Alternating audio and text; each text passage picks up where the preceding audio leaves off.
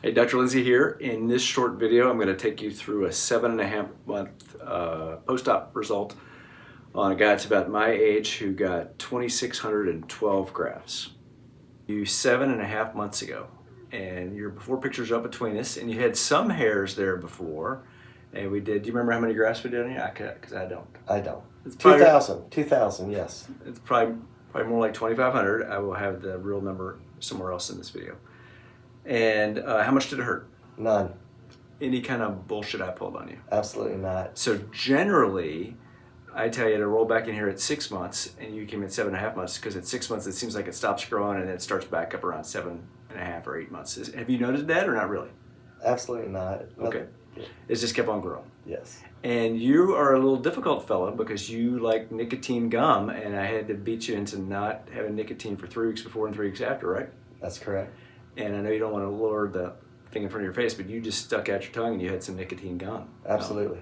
So I'm absolutely certain that nicotine gum shrinks down your blood vessels. And even though you got, I'm going to touch your head, a great result at 7.5 months, I mean, you look like you're 9 or 10 months out. I bet you it'd have been better if you hadn't used that nicotine gum. And so now that we're talking about maybe doing your crown one of these days, you got to stop that nicotine gum 3 weeks before, 3 weeks after.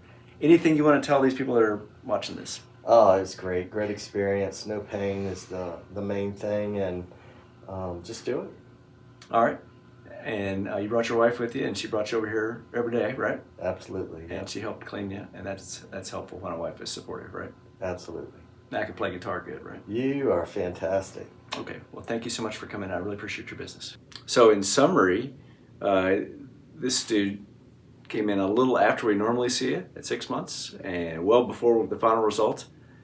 You know, I harp on the nicotine gum in this video, and should you not believe me, there's a fairly recent video where I compare 6 guys that all were done in the same week, and one fellow grew slow, and it was only on retrospect.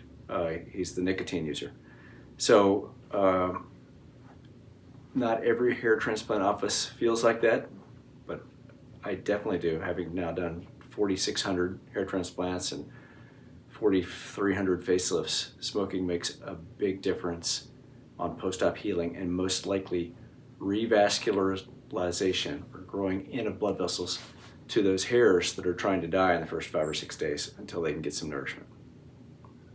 Hopefully we'll get him back at a year after his big work part of the season is over, and we'll do a second case on him in another video. Thanks.